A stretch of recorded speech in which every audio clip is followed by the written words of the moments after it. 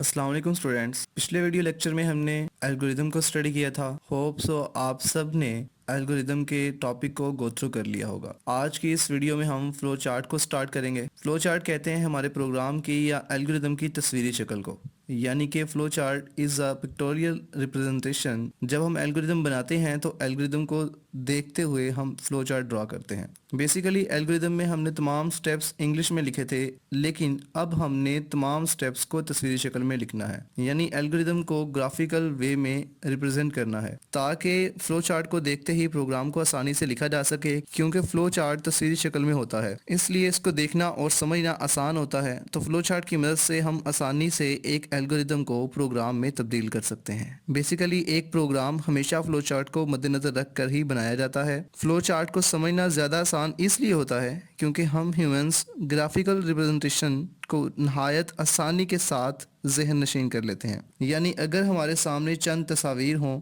मुख्तलिफ किस्म की मोबाइल डिवाइसेस, तो हम विदाउट प्रॉब्लम तमाम चीज़ों को आइडेंटिफाई कर लेंगे। बिल्कुल इसी तरह फ्लो चार्ट भी एल्गोरिदम की ग्राफिकल रिप्रेजेंटेशन देने के लिए चंद सिंबल्स का इस्तेमाल करता है। ये आखिर होते क्या हैं? बेसिकली फ्लो चार्ट एल्गोरिदम की तमाम स्टेजेस के लिए एक यूनिक सिंबल इस्तेमाल करता है ताकि किसी भी स्टेट को इजीली अंडरस्टैंड किया जा सके। इसीलिए फ्लो चार्ट ड्रा करने से पहले हमें फ्लो चार्ट में इस्तेमाल होने वाले सिंबल्स की पहचान होनी चाहिए, क्योंकि एक करेक्ट फ्लो चार्ट को ड्रा करने के लिए ये हमारे लिए बहुत ही अहम है। तो फ्लो चार्ट जो है, हम उसके सिंबल्स पढ़ेंगे, उसकी गाइडलाइंस को पढ़ेंगे, उसके एडवांटेज और उसकी लिमिटेशंस को भी पढ़ेंगे। ये एक इंपॉर्टेंट क्वेश्चन भी है।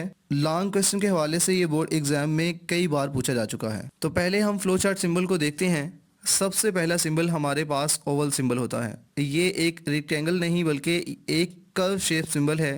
ये सिंबल हमारे पास इस्तेमाल होता है स्टार्ट के लिए या एंड के लिए, यानी कि फ्लो चार्ट को जब भी हमने स्टार्ट करना है या जब भी हमने फ्लो चार्ट को एंड करना है, तो शुरू में और एंड में हम फ्लो चार्ट का ये सिंबल इस्तेमाल करते हैं। यही सिंबल्स हमें बताता है कि हमारा प्रोग्राम शुरू और ख़त्म कहाँ पर हो रहा है। दूसरा सिंबल हमारे पास प्रोसेसिंग है। जब भी हमारे एल्गोरिदम में होने वाली प्रोसेसिंग को एल्गोरिदम में रिप्रेजेंट करना हो तो हम ये सिंबल इस्तेमाल करते हैं। प्रोसेसिंग बेसिकली वो टाइम होता है हमारे दी हुई इनपुट पर हमारे बताए गए ऑपरेशन को परफॉर्म करवाता है। For example performing of arithmetic operations वगैरह। और प्रोसेसिंग के सिंबल को रेक्टेंगुलर शेप की मदद से डिनोट किया जाता है। नेक्स्ट सिंबल हमारे पास एक पैरेललोग्राम है। ये सिंबल बेसिकली इस्तेमाल होता है IO के लिए।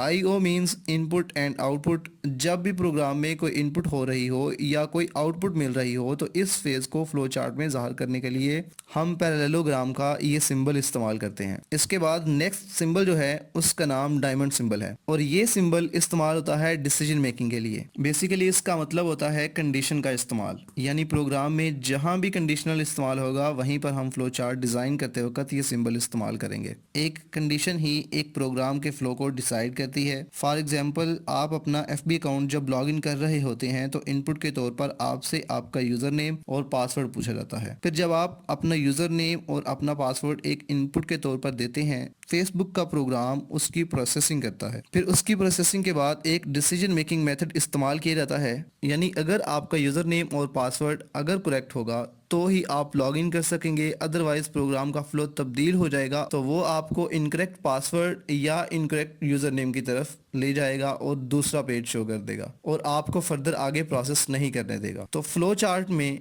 डिसीजन मेकिंग के प्रोसेस को ज़ाहिर करने के लिए हम ये डायमंड सिंबल इस्तेमाल करते हैं। इसके बाद नेक्स्ट सिंबल कनेक्टर है। कनेक्टर सिंबल हमेशा दो या दो से ज़्यादा फ्लो चार्ट को कनेक्ट करने के लिए इस्तेमाल होता है। समटाइम्स हम किसी बड़े प्रोग्राम की डेवलपमेंट पर काम कर रहे होते हैं, चूंकि वो प्रोग्राम एक बहुत बड़ा होता है और उसको डेवलप करना ज़रा मुश्किल होता है, इसलिए हम उस प्रोग्राम को छोटे छोटे टास्क में तकसीम कर लेते हैं और इस तरह हमारे पास कई फ्लो चार्ट्स तैयार हो जाते हैं। अब उन तमाम फ्लो चार्ट्स को हम अलग अलग डिज़ाइन करते हैं और बाद में हमने उन तमाम फ्लो चार्ट्स को आपस में कनेक्ट करना होता है। उन तमाम फ्लो चार्ट्स को कनेक्ट करने के लिए एक दूसरे के साथ हम इस कनेक्टर सिंबल का इस्तेमाल करते हैं। इसके बाद अब हमारे पास next symbol page on off connector है।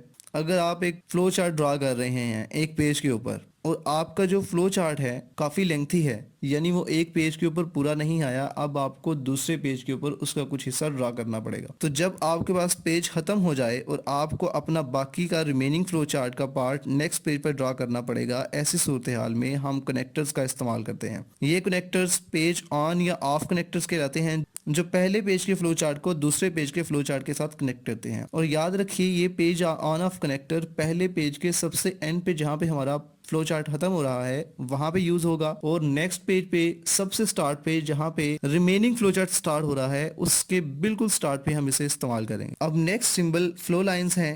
ये सिंपल हमारे पास बेसिक एरर सिंबल्स के जरिए डिनोट होती हैं। एक्चुअली फ्लो लाइंस का इस्तेमाल हम प्रोग्राम के फ्लो को रिप्रेजेंट करने के लिए इस्तेमाल करते हैं। इसके बाद हमारा नेक्स्ट सिंबल सब रूटीन्स या प्री डिफाइंड फंक्शंस के लिए इस्तेमाल होता है। प्री डिफाइंड या सब रूटीन्स ये कुछ ऐसे फंक्शंस हैं जो प्रोग्रामिंग लैंग्वेज में पहले से डिफाइंड होते हैं, यानी इनकी वर्किंग पहले से ही प्रोग्रामिंग लैंग्वेज में डिफाइन कर दी जाती है। चैप्टर नंबर 5 में हम प्री डिफाइंड फंक्शंस को डिटेल्स में पढ़ेंगे, इसलिए आपको इसके नाम से ज़्यादा परेशान होने की ज़रूरत नहीं है। And the last one is remark symbol. ये सिंबल हमेशा प्रोग्राम में रिमार्क्स को रिप्रेजेंट करने के लिए इस्तेमाल होता है। रिमार्क से मुराद प्रोग्राम में किसी भी किस्म का कमेंट ऐड करना है। ये कमेंट्स प्रोग्राम की एग्जीक्यूशन में प्रोसेस नहीं होते, बल्कि इन्हें सिर्फ एक प्रोग्रामर अपनी याद दहानी के लिए, कुछ चीज़ों को जहन नशीन रखने के लिए वहाँ पे इस्तेमाल करता है प्रोग्राम के अंदर। तो ये आज का हमारा 6th लेक्चर था। इंशाल्लाह नेक्स्ट आने वाली वीडियो में हम फ्लो चार्ट को ड्रा करने की गाइडलाइंस और फ्लो चार्ट के